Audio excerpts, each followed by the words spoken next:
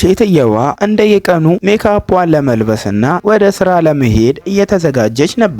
በድንገት ግን በመስታወቱ ውስጥ እንግዳ ነገር አየች። በደም የተሸፈነ መስታወት ውስጥ ሌላ የራሷ አይነት ሰው ታየች። ያ ሰው በፍርሃት የተሞላ ድምፅ ቀይ ዛንጭላ እንዳትጠቀም አስጠነቀቃት። ሴትየዋ ምን እንደሆነ ለመጠየቅ ሳትችል ያ ምስል በድንገት ጠፋ።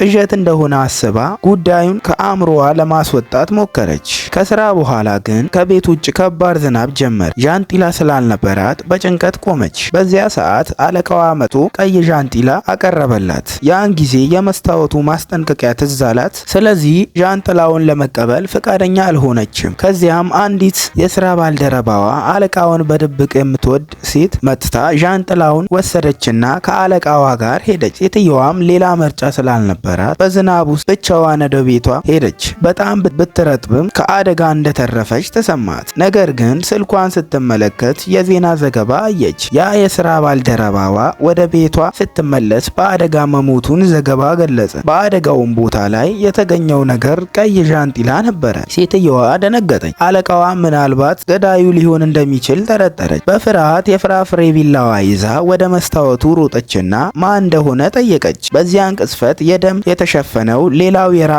ምስል እንደገና ታየ። ነገር ግን ለጥያቄዋ ምንም መልስ አልሰጠች። አንድ ብቻ ነገር አለቻት። ነገ ማታ ከ10 ሰዓት በፊት ወደ ቤትሽ አትመለሺ፣ ካልሆነ ትሞቻለሽ። ሴትየዋ ከቀድሞ ልምዷ ተመርታ ማስጠንቀቂያውን ለመከተል ወሰነች። በሚቀጥለውም ቀን ሁሉም የኩባንያው ሰራተኞች ስለ ግድያው እየተወያዩ ነበር። ነገር ግን አለቃዋ ብቻ የተረጋጋ መስሎ ተቀምጦ ነበር። እንደሚለቅቅም አስታወቀች። ሰራተኞቹም ተደሰቱ። ነገር ግን ሴትየዋ በልቧ ፍርሃት ተሰማ።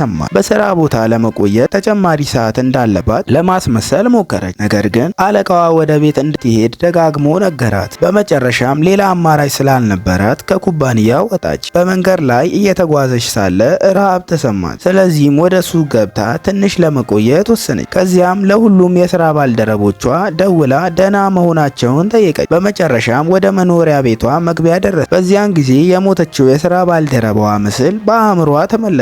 ከ10 ሰዓት በኋላ ለመግባት ተጠብቃ በሱቁ ተቀመጠች። በድንገት ስልኳ ባትሪ ያለቀበት።